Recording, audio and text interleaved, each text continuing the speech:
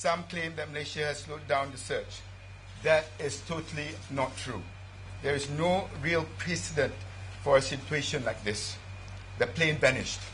The sense of frustration was clear from what they said, but also in their faces. We owe it to the families of those on the flight to follow up every lead, and trust me when I say we will not give up. The search itself is, they claim, at its most intense.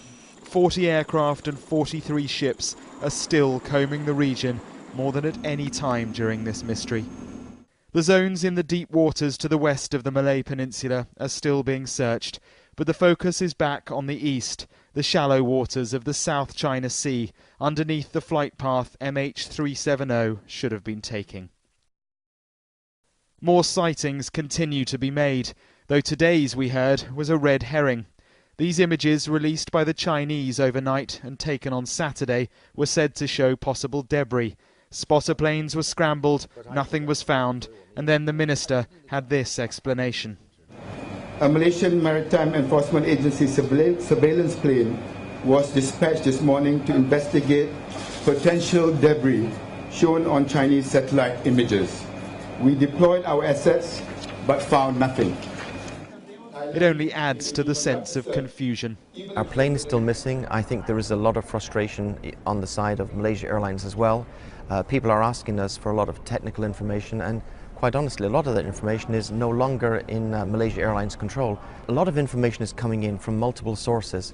Not all those sources are as reliable as others, and sometimes they get it plain wrong. But because they've given us that information, you have to investigate.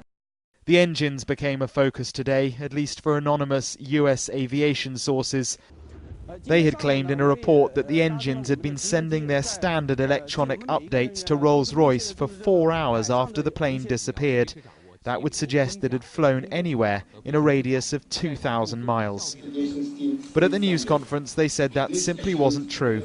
The last engine signal had been just before the last verbal communication with the pilots. Do you feel, you and your team, that you are any further forward with this investigation than you were the moment you discovered the plane was missing? Until we find debris or more positive information, I'll never feel that we are anywhere forward.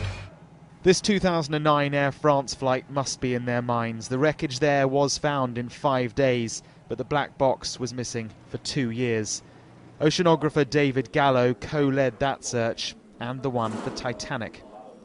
This has rapidly become one of the great mysteries of all time in terms of loss of an airplane or a ship at sea, and it's absolutely perplexing. The coming day of searches will be the 7th of utter frustration and complete bewilderment.